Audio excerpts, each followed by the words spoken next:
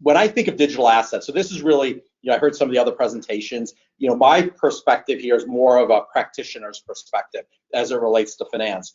And really, when I think about the next 5 to 10 years, like I can't think of any trend that's going to be more powerful to financial services than the digitization or the creation of digital assets in general. And I'll go ahead and elaborate on that in a moment.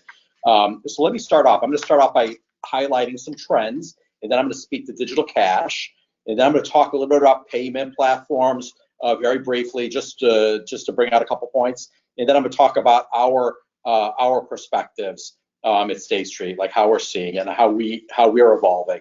So, Ron, if you could kindly flip to page 3.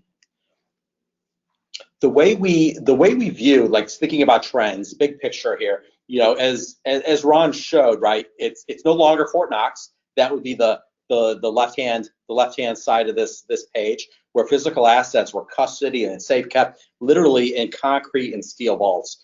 And over time, what's happened over the last 20 to 30 years is we've electronified the transfer of securities, the record keeping around securities, the accounting that's related to security holdings, and that's made us pretty much more efficient than we've ever been. However, the real prize, if you will, is the last 2 hexagons on the right, and that's really the creation of digital assets. And at State Street, we believe that on the furthest right, that all assets will eventually become tokenized. So you can imagine a bond in native form being issued by, let's say, Ford Motor Corporation, and it may be revenue bond, whatever type of corporate bond it is, it's going to automatically pay interest payments, or that information, if it's a revenue bond, can be taken from some sort of metric that's fed into the digital asset. And then as a consequence, interest payments are automatically made through, with a smart contract, depositing cash or the equivalent of cash right in a client's account. And that brings us to the to the left, the hexagon to the left of the tokenized assets, which is really digital currency. And we believe that all currencies are going to go digital over time. And what that does is it facilitates what we refer to as delivery versus payment, which enables the instant settlement. That Ford Motor, like let's say the Ford Motor Corporation bond were to be bought or sold, then the owner, if Ron was the new owner and I was the seller, then once we transfer cash, then the ownership would automatically transfer. Today, you go through an elaborate set of market participants to actually make that trade or to make that transfer of a security actually happen. But in the future, using digital ledger type technologies, it'll be a lot more efficient. So, our view is that utilizing these technologies in the future is going to change. It's going to change money and what cash represents, and I'll get to that more in a moment. It's going to change the way we think of assets. Like I was describing, this corporate bond with sort of automated elements to it, and then it's going to change markets because different market participants are going to evolve and add value in new and different ways. If you can flip go to the next slide, please. When we speak to our clients, we did a survey with Oxford Analytics, and we basically surveyed 100 buy-side investors. And what they found is that this technology, digitizing assets or tokenization, 60 on the far right, 62% felt it would improve risk, 55% thought it would improve security, 55% thought it would increase transparency, and then 54% thought it would make processes more efficient, kind of like I was describing before, and then 36% thought that there'd be more trading or more liquidity in the markets overall. And if you can flip the page, Ron, please, and then the way we see this evolution happening in sort of simple terms is we see digital. It all starts with digital money or maybe even cryptocurrencies. And we've heard so much about cryptocurrencies in the press. They're dominating the headlines. But ironically, while we are offering our clients services around cryptocurrencies, and that's not fully developed yet, but we're offering some services, we don't see that as the end game. We see that as sort of the proof of viability that digital assets will actually take form and utilizing distributed ledger-like technologies. We're seeing this, what's happening is really mass experimentation to look at how these assets will actually behave. But if you move over to the right on this red curve, that's really the tokenization of assets. So that would be equities and bonds, and across every jurisdiction will ultimately be important.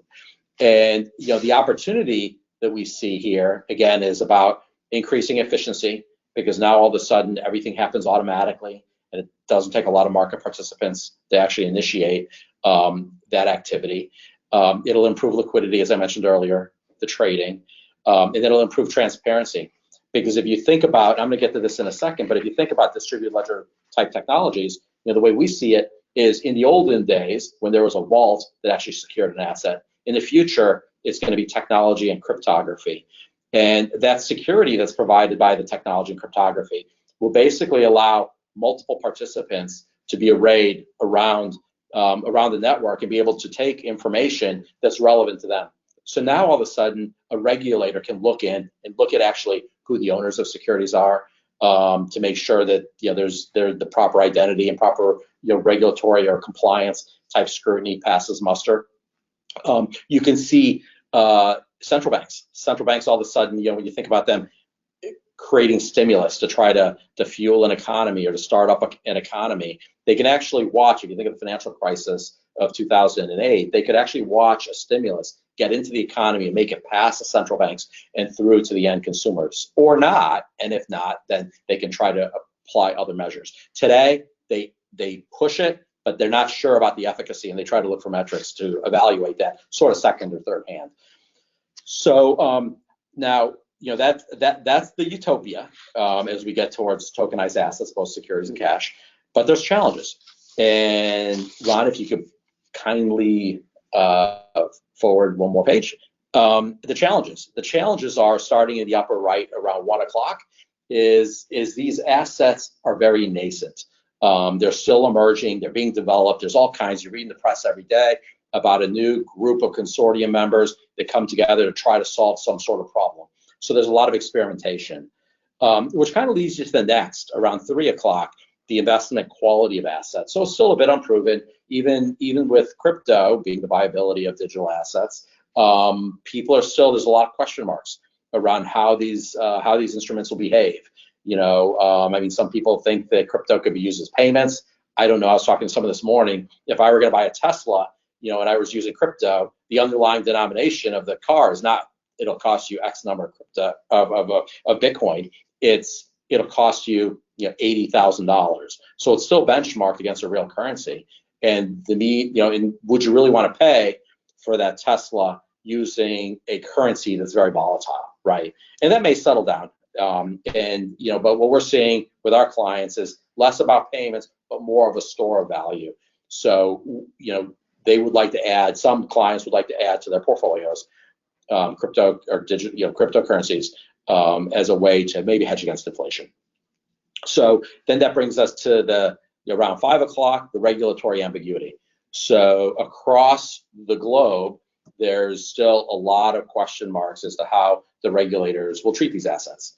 The good news is what we've seen is the regulators are treating these are really, urgent, maybe too strong of a word, but they've been moving very rapidly to try to figure out how they should regulate them and to take positions on it, because they realize that the trends are moving in this direction, which then brings you to about 6 to 7 o'clock, which is about jurisdictional alignment. So every country is coming up with their own thoughts, guidance, and until there's alignment, it's going to be a little bit kludgy.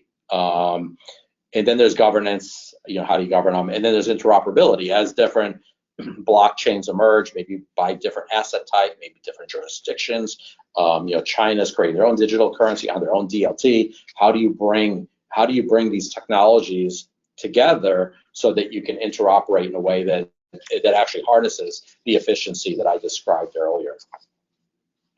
Ron, if you could flip one more page. And this is real simple, just most of the concentration. This number flips around every given day. I think these numbers may have been from late March, early April, and just Bitcoin and ETH dominate the crypto space, and that's really all to be said there. So then next we move, if we can flip the slide 2 pages, and digital cash. So I mentioned earlier 2 sides of the proverbial coin. One is securities, the other side is cash, and together, when you bring those together, you have delivery versus payment. And when we look across the globe, every central bank is moving to what I would call the Holy Grail. And the Holy Grail would be, to create their own digital central bank backed digital currency within their jurisdiction. And China is really taken a notable lead, and I'll get to this a little bit more later. Really, my view is to protect their own currency. As they see retail payments starting to happen on different types of platforms like Alipay or WeChat Pay, they want to make sure that they have control over those transactions. And so they're creating their own digital currency, their digital yuan, and they want to roll it out retail for the next set of Olympics. And I would expect that ultimately it'll be part of the Silk Road, and ultimately it would be used for payments as it relates to maybe resources, say in Africa.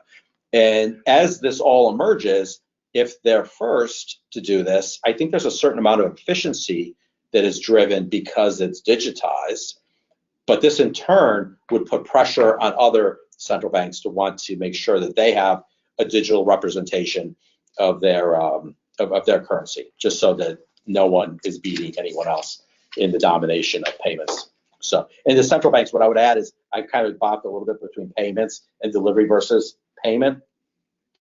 When I speak to central banks, they're typically, their primary concern is on how do I facilitate in the most secure way possible vast amounts of payments, like say 1 billion transactions in a second, right? And there's just the amount of throughput is absolutely incredible, and that's driving an economy. Us at State Street being sort of, as Ron had mentioned, the fabric with underneath a lot of the financial services, we're concerned about facilitating the financial transactions, facilitating financial transactions and the movement and the accounting. So we're concerned about this, I'll call it a little bit boutique-y, but it's huge, is delivery versus payments. So that would come as a consequence. Ron, if you could kindly flip the page again. So when we think about digital cash, I think about it in sort of 3 forms. Again, the Holy Grail, digital bank, the Fed, the European Central Bank, Bank of England, create their own digital currency, and it's issued by that central bank. And then if I went to the far, well, let's start with private cash solutions. So there's private cash solutions. And private cash solutions would be the stable coins that we often read about. So some large banks, for instance, have created their own stable coin, and it represents an equivalent. So it's a dollar equivalent. It's denominated to the US dollar, as an example. It could represent a basket of currencies, which presents a whole series of complications. If you're central banks, you don't necessarily, if there were a financial crisis that was created by another country, you don't want to be on the hook for having to backstop the global economy by backing a stable coin because one currency, say it failed. But in any case, so there's these stable coins that work very well within an ecosystem. And I'll get to that more in a moment. And then there's synthetic, what I would call synthetic central bank digital currencies on the far right. And that is really creating a token that represents the cash, and that token in turn can be utilized by any user. So if you flip the page, Ron, 2 more. Yep, and then, yep, right there. And this really, so the page prior was just the globe, which showed central banks. This is back to the stable coin concept, just to elaborate a little bit. If we were to do a double click, it's it works well within what I would call a know your customer perimeter. So the regulatory bodies require that that banks know their customer. So if you're a large bank and you had a stable coin, it works really well within that walled garden. But getting it to extend it more broadly is a bit problematic. And then if we flip the page again, we start getting into the synthetic central bank backed digital currencies. And I won't get into all the mechanics here, but basically what it's doing is it's creating a token that represents the cash and utilizing the commercial banks within that economy to basically distribute and to do the ordinary banking as we think about it today. So it represents most cleanly what the way our banking system works today. And State Street is currently in a partnership with a firm called Finality, which is 14 banks plus NASDAQ who have come together to try to help solve for this. And to date, been working closely with the Bank of England as well as the European Central Bank, as well as a couple other central banks. In the spirit of time, I'm going to skip the next page, Ron. But I'll just highlight the points that it's basically, when you have this type of consortium and the synthetic central bank backed currency, that it basically facilitates payments, settlement, balance sheet management, as well as client activities. So now we're in the world of payment platforms.